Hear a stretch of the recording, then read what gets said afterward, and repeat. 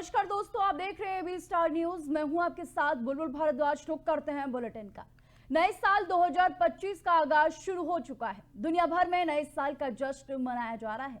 वहीं प्रधानमंत्री नरेंद्र मोदी, राष्ट्रपति द्रौपदी मुर्मू, राजनाथ सिंह समेत कई नेताओं ने भी देशवासियों को नव वर्ष की शुभकामनाएं दी हैं। प्रधानमंत्री नरेंद्र मोदी ने देशवासियों को नए साल की शुभकामनाएं दी। पीएम मोदी ने एक्स पर लिखा, नया साल सभी के जीवन में सुख और समृद्धि लाए। राष्ट्रपति द्रौपदी मुर्मू ने सोशल मीडिया एक्स पर पोस्ट किया। उन्होंने लिखा, सभी को नव वर्ष की हार्दिक शुभकामनाएं। 2025 का वर्ष सभी के लिए खुशियां, सद्भाव और समृद्धि लेकर आए।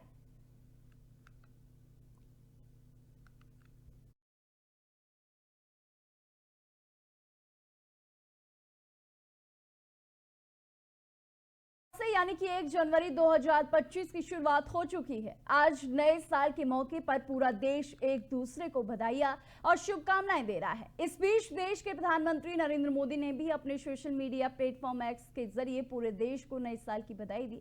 न सिर्फ सत्ता पक्ष ने बल्कि विपक्ष के नेता जैसे राहुल गांधी ने देशवासियों को नए साल की बधाई देते हुए लिखा, आप सभी को नव वर्ष की हार्दिक शुभकामनाएं। आशा करता हूं ये वर्ष आपके जीवन में नव उमंग, नव उल्लास और खुशियां लेकर आए।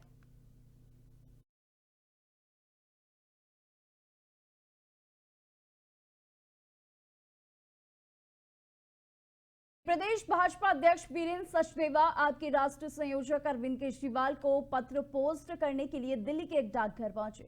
पत्र को याद करते हुए उन्होंने लिखा कि नए साल के पहले दिन दिल्ली के लोगों को उम्मीद है कि आप सरकार झूठ बोलने और धोखाधड़ी करने की आदत छोड़ देगी और अपने आप में एक सार्थक बदलाव लाएंगे।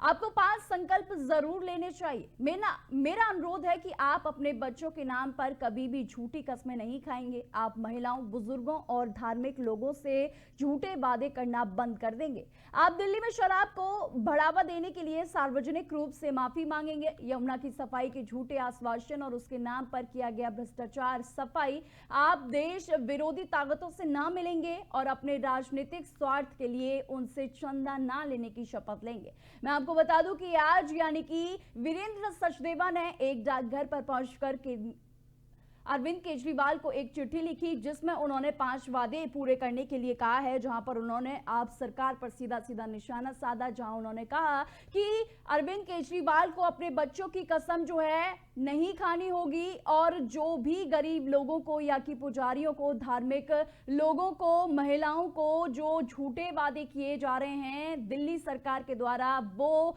ना किए जाएं। जनता को आश्वासन ही नहीं दिया जाए, उन वादों को पूरा किया जाए। वहीं मैं आपको बता दूं कि बीजेपी लगातार दिल्ली विधानसभा चुनाव आने से पहले आप सरकार को घेरती हुई नजर आ रही है। कोई भी चूक जो है बीजेपी की तरफ से नहीं देखी जा रही है। कोई भी आपके द्वारा जो भी चीजें की जा रही है उस पर सवाल खड़ा करती हुई बीजेपी नजर आ रही है। वहीं आज वीरेंद्र सचदेवा ने जो है अरविंद केजरीवाल के लिए एक पत्र लिखा जिसमें जो है उन पर सीधा सीधा जो है निशाना साधा। जो तमाम योजनाएं अरविंद केजरीवाल की तरफ से लागू की गई हैं यानी कि घोषणा की गई है उन पर भी तंज कसा और उनके झूठे वादों को लेकर भी उन्होंने तंज कसा। क्या कुछ कहा उन्होंने, सुनिए।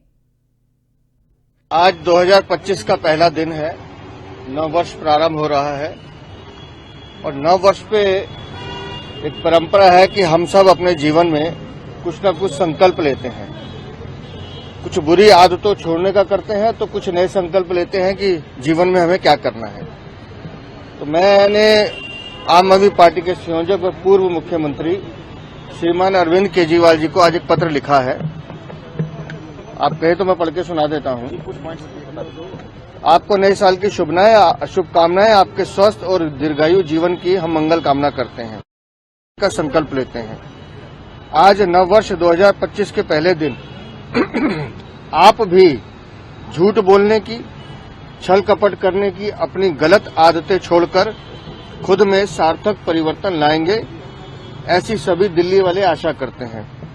मेरे आग्रह पर आप कम से कम यह 5 संकल्प इस वर्ष जरूर लें, ऐसा हमने अरविंद केजरीवाल से निवेदन किया है। आज 2025 का पहला दिन है, नव वर्ष प्रारंभ हो रहा है और नव वर्ष पे एक परंपरा है कि हम सब अपने जीवन में कुछ न कुछ संकल्प लेते हैं। कुछ बुरी आदतों छोड़ने का करते हैं तो कुछ नए संकल्प लेते हैं कि जीवन में हमें क्या करना है। तो मैंने आम आदमी पार्टी के संयोजक और पूर्व मुख्यमंत्री श्रीमान अरविंद केजरीवाल जी को आज एक पत्र लिखा है।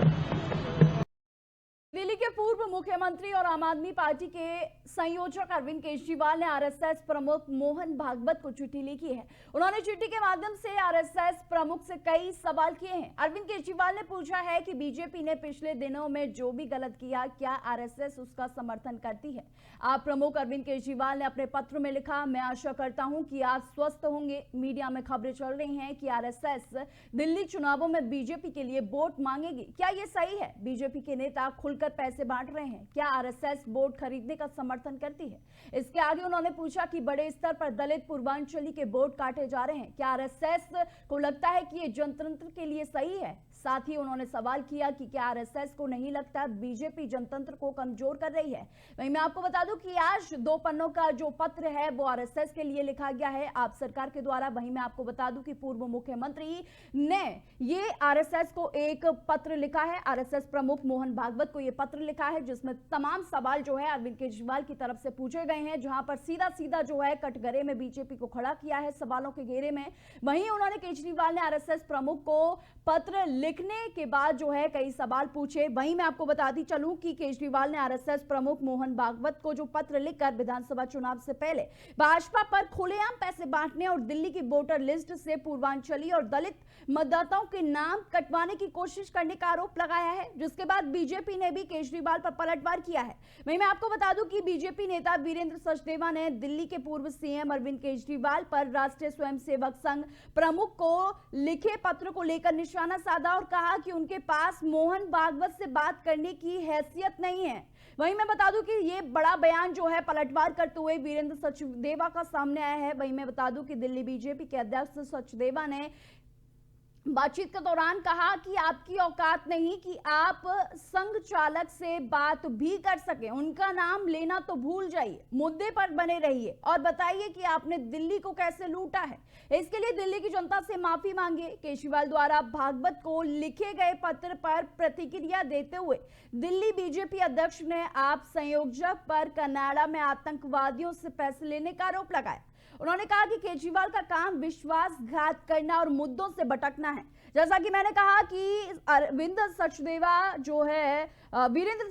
जो है तमाम जो है आप सरकार पर सवाल खड़े कर रहे हैं। मैं बता दूं कि सुबह ही अरविंद केजरीवाल के द्वारा एक पत्र जो है लिखा गया था जिन्होंने अपने एक्स पर पोस्ट किया, जिसमें तमाम सवाल जो हैं आरएसएस प्रमुख मोहन भागवत से किए गए थे कि किस तरीके से बीजेपी वोट काट रही है और जनतंत्र को खतरा पहुंचाने का कार्य कर रही है। इसमें जो आरएसएस है उसका क्या जो है उसकी प्रतिक्रिया है, ये सवाल जो है अरविंद केजरीवाल की तरफ से पूछे गए थे। अब इसी पर जवाब जो है वीरेंद्र सचदेवा ने दिया है, जहां पर उन्होंने सीधा सीधा अरविंद केजरीवाल को विश्वासघाती बता दिया।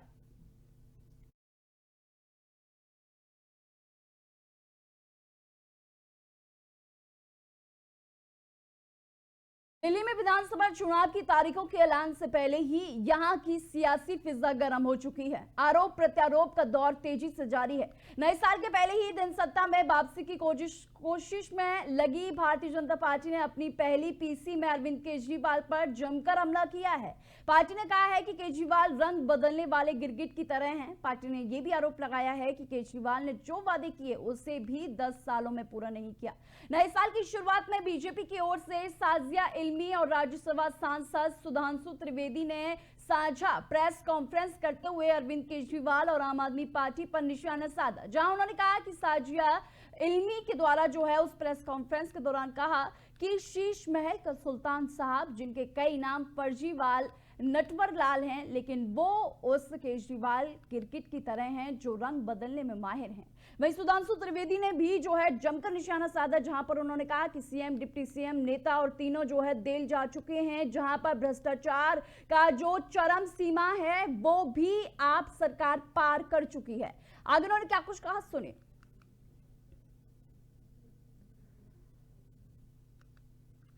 राजनीति के लिए जो लोग आए थे, इन्होंने एक ऐसा उदाहरण दिया कि इनकी सरकार के मंत्री तो जेल में रहे, मंत्रियों को आपने बहुतों को देखा होगा, इनके पार्टी और सदन में टॉप पद पर बैठा हुआ हर व्यक्ति किसी न किसी भ्रष्टाचार के आरोप में जेल गया।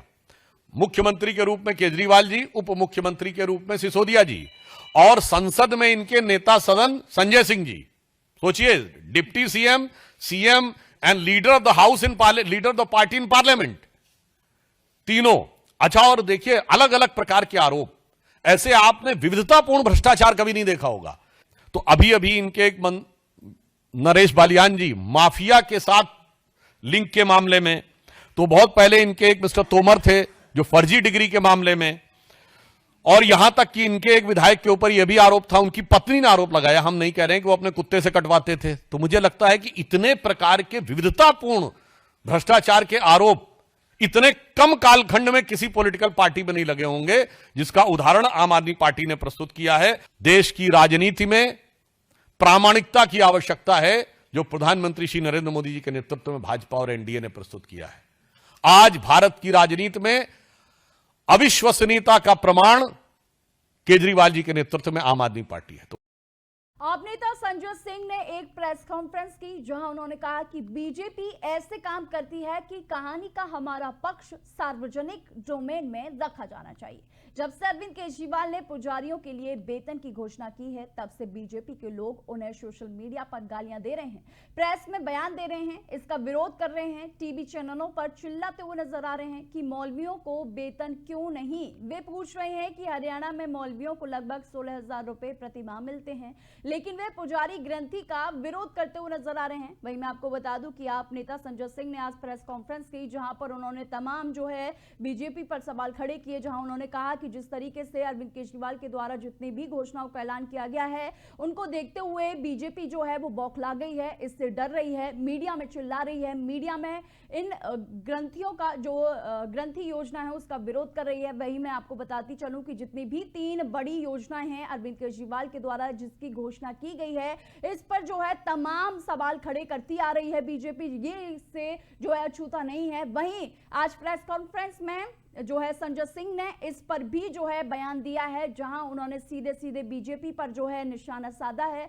जहां उन्होंने कहा कि बीजेपी इससे बौखला गई है। अरविंद केजरीवाल के द्वारा जो भी योजनाएं लाई गई हैं उनको देखकर जो है वो बौखला गई है, चिल्ला रही है और इनके खिलाफ जो है बयान दे रही है। आगे उन्होंने क्या कुछ कहा, सुनिए। मैं सोच रहा था नए साल में कुछ नए मुद्दों पे आपसे बातचीत करूंगा, लेकिन भारतीय जनता पार्टी वो काम ऐसे करती है जिसके बारे में अपना पक्ष रखना जरूरी है। जब से अरविंद केजरीवाल जी ने पुजारियों के लिए, ग्रंथियों के लिए 18,000 रुपए प्रतिमाह देने की घोषणा की है, पूरी की पूरी भारतीय जनता पार्टी अरविंद केजरीवाल जी को गाली देने में जुट गई है। सोशल मीडिया पे गाली दे रहे हैं, प्रेस में बयान देके गाली दे रहे हैं। मैं सोच रहा था नए 30 दिसंबर की शाम को मॉडल टाउन इलाके के कल्याण बिहार में रहने वाले पुनीत खुराना ने घर में फांसी लगाकर खुदकुशी कर ली। पुनीत की शादी साल 2016 में हुई थी। उसकी पत्नी के साथ तलाक का केस चल रहा था। पुनीत के परिवार का आरोप है कि वह अपनी पत्नी से परेशान थे। पुनीत ने 59 मिनट का एक वीडियो भी बनाया है जो कि पुलिस के पास है। इस केस को देखकर एक बार फिर अतुल सुभाष सुसाइड केस की याद दिलाई जा रही है। वहीं मैं आपको बता दूं कि परिवार के मुताबिक पुनीत ने आखिरी बार पत्नी से फोन पर बात की थी। वहीं पुलिस का कहना है कि फोन पर दोनों की बिजनेस को लेकर बात हुई थी। दरअसल पुनीत और उनकी पत्नी का बेकरी का बिजनेस था, दोनों उसमें पार्टनर थे। परिवार का यह भी आरोप है कि पत्नी का कहना था कि उनका तलाक का केस चल रहा है, इसका यह मतलब नहीं है कि वह उसको बिजनेस से अलग कर देंगे। पुलिस ने मृतक पुनीत का फोन रिकवर कर लिया है और उनकी पत्नी को पूछताछ के लिए बुलाया जाएगा। फिलहाल पुलिस पुलिस आरोपी की जांच कर रही है। वहीं दिल्ली में ये दूसरा केस नजर सामने आया है, जो कि अतुल सुभाष के केस को फिर से दोहराता हुआ नजर आ रहा है, जहां पर ये आप देख सकते हैं कि एक व्यक्ति ने अपनी पत्नी से परेशान होकर खुदकुशी कर ली।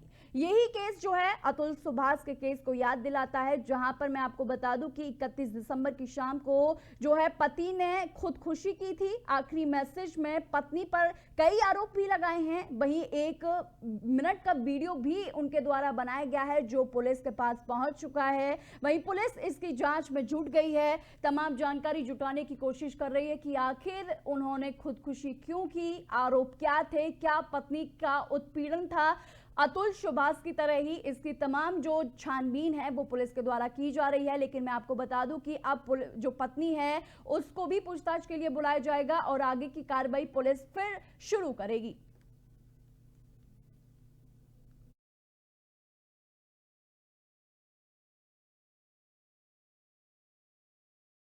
नेता मनीष सिसोदिया ने नए साल पर सभी को बधाई दी है। उन्होंने कहा है कि नया साल हमारे लिए नए संकल्प लेने का समय है, लेकिन योजना के साथ उन संकल्पों पर काम करना भी महत्वपूर्ण है। हमें इस नए साल में दिल्ली के लोगों के लिए बहुत काम करने की जरूरत है। वहीं मैं आपको बता दूं कि मनीष सिसोदिया ने एक मैसेज दिल्ली वासियों के लिए छोड़ा है, जहां पर उन्होंने नए साल को लेकर दिल्ली वासियों को बधाइयां भी दी हैं। जहां उन्होंने कहा कि योजनाओं के साथ उन संकल्पों पर भी काम करना बहुत महत्वपूर्ण है, जो कि अरविंद केजरीवाल की तरफ से जो है उन योजनाओं की घोषणा की गई है। उनके जो महत्वपूर्ण कार्य हैं वो भी किए जाएंगे, जहां पर उन्होंने ये आश्वासन दिया है कि हम जो है इन संकल्पों पर खरे उतरेंगे। वहीं मनीष सिसोदिया ने लोगों की नई साल की जो बधाइयां हैं वो दी हैं, शुभकामनाएं दी हैं। उन्होंने कहा कि हमें नए संकल्प लेने का समय है, हमें नए संकल्पों के साथ महत्वपूर्ण कार्य जो हैं वो बहुत करने हैं। नया साल हम सब लोगों के लिए नए रेजोल्यूशंस का टाइम होता है। हम सब लोग नए नए संकल्प लेते हैं, रिजॉल्व करते हैं कुछ, लेकिन नए रेजोल्यूशन लेने से काम नहीं चलता। खाली हर रेजोल्यूशन को पूरा करने के लिए प्लानिंग करनी पड़ती है, टाइम देना पड़ता है, मेहनत करनी पड़ती है। जैसे जब हमने आम आदमी पार्टी बनाई तो हमने एक रेजोल्यूशन लिया कि हम कुछ बदलाव लाएंगे, कुछ बदलेंगे। उसके लिए हमने टाइम दिया, मेहनत की जमीन पे उतर के और पूरी प्लानिंग के साथ की। तो आज आप नतीजा देख रहे हैं सबके सामने। लेकिन हमारा ये रिजोल्यूशन अभी पूरा नहीं हुआ है। अभी हमको दिल्ली के लिए बहुत काम करने हैं। नए साल में बहुत सारे नए काम करने हैं। मेरा आपसे भी यही कहना है कि नए साल में जो भी रेजोल्यूशन आप ले रहे हैं, खाली रेजोल्यूशन मत लीजिए, उसके लिए प्लानिंग बनाइए। कितना टाइम आप उसके लिए देंगे ये आज से तय कर लीजिए और फिर मेहनत कीजिए। दिल्ली में हाल ही के दिनों में अपराध की घटनाओं में बढ़ोतरी देखी गई है। चोरी, डकैती, मादक पदार्थों की तस्करी और महिलाओं के खिलाफ अपराध जैसे मामलों ने सुरक्षा व्यवस्था पर सवाल खड़े कर दिए हैं। पुलिस और प्रशासन को इन चुनौतियों से निपटने के लिए सख्त कदम उठाए गए हैं। वहीं इसी पर दिल्ली पुलिस की क्राइम ब्रांच ने नए साल पर ड्रग्स के खिलाफ अभियान चलाते हुए बड़ी कार्रवाई की है। आपको बता दें कि पुलिस ने एक ड्रग कार्टेल का भंडाफोड़ करते हुए 4 लोगों को गिरफ्तार किया है और उनके पास से 1 करोड़ रुपए की अल्प्राजोल गोलियां जब्त की हैं। वहीं deputy commissioner of police Apurva Gupta ने बताया है कि 28 नवंबर को एंटी नारकोटिक्स टास्क फोर्स से मिली जानकारी के आधार पर टीम ने 30 फीट रोड पुष्पांजलि एस्टेट के पास से 2 मोटरसाइकिल सवारों को रोका। इनकी पहचान लक्ष्मण और पंकज के रूप में हुई है। उनके पास से 27 किलोग्राम अल्प्राजोरम बरामद किया गया है। वहीं मैं आपको बता दूं कि दिल्ली सरकार दिल्ली को जो है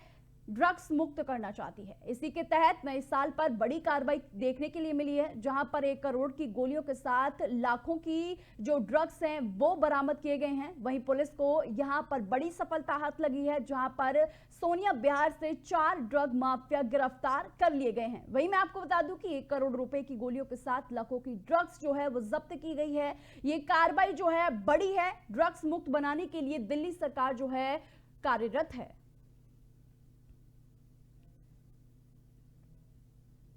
फिलहाल के बुलेटिन में सिर्फ इतना ही। देश और दुनिया की तमाम खबरों के लिए देखते रहिए AB स्टार न्यूज।